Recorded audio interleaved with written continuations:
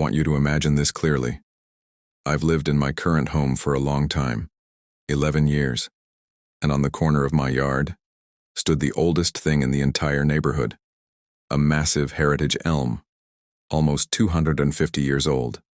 Its branches stretched out wide like the arms of a giant. It had history woven into its wood. Kids took photos under it. Birds nested there. My grandfather used to sit beneath its shade. It wasn't just a tree. It was a part of my family's memory. Now our HOA had a reputation. They were strict, controlling, aesthetic-obsessed. The president especially. She treated the entire neighborhood like her personal kingdom. People joked that she didn't run an HOA. She ran a dictatorship. One morning, I'm working from inside when I feel this low rumbling vibration. I look outside and see a truck. Then another. Then I see bright orange vests, workers, and I see chainsaws. And my stomach immediately drops. They're surrounding my tree. I walk outside and ask what's going on. The workers keep cutting, ignoring me. The HOA president walks up and says casually, like she's doing me a favor, "We're fixing your property. That tree is messy and blocks sunlight." Messy. That's the word she used. Messy. I tell her that the tree is protected by state conservation law.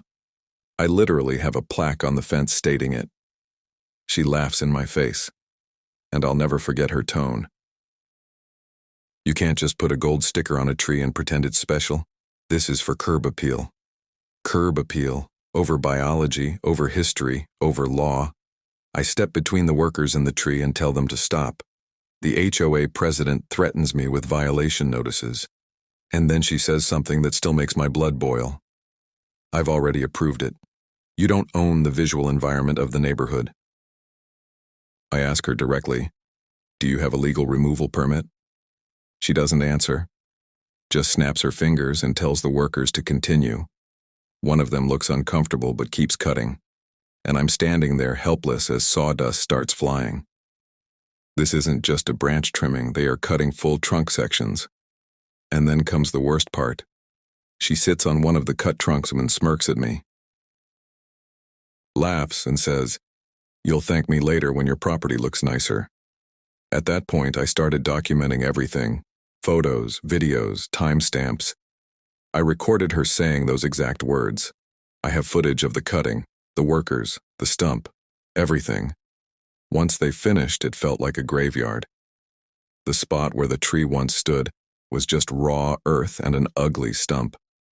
Something that existed before America even had electricity was gone in 2 hours. I went inside. And I'll be honest, I cried. That tree had seen generations of my family. And now it was gone because one power-hungry HOA officer wanted a cleaner view. But here's where the story changes. Because she didn't know something important. This tree wasn't just protected. It had been documented by the local Historical Preservation Society. The Heritage Elm was specifically listed in the municipal database of conservation specimens, meaning removing it wasn't a violation. It was a crime. I hired a lawyer, a good one. I gathered the videos, the removal order emails, witnesses from neighbors, and even genetic samples from the tree. Over the next month, I stayed quiet. Didn't confront her, didn't escalate publicly. I let her feel comfortable, let her believe she had won. Then came the HOA quarterly meeting. She strutted into the community hall like royalty. She even joked loudly with other members about how clean my yard looked now. When it was my turn to speak, I didn't stand alone. I brought a conservation officer, a historical preservation official, a certified arborist, and my attorney. I placed a binder on the table, almost 3 inches thick, full of documentation, and my lawyer began reading aloud the legal classification of the tree. Protected Heritage Elm, filed under Conservation Act, Section 14B, Subcode 3.